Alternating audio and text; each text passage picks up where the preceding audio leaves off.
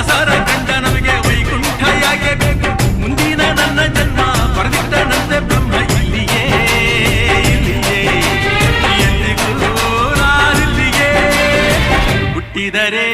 ಕನ್ನಡ ನಾಡನ್ನು ಹುಟ್ಟಬೇಕು ಮೆಟ್ಟಿದರೆ ಕನ್ನಡ ಮಣ್ಣ ಬಿಟ್ಟಬೇಕು ಬದುಕಿದು ಚಟಕ ಬಂಡಿ ಇದು ವಿಧಿಯೋಡಿಸುವ ಬಂಡಿ ಬದುಕಿದು ಚಟಕ ಬಂಡಿ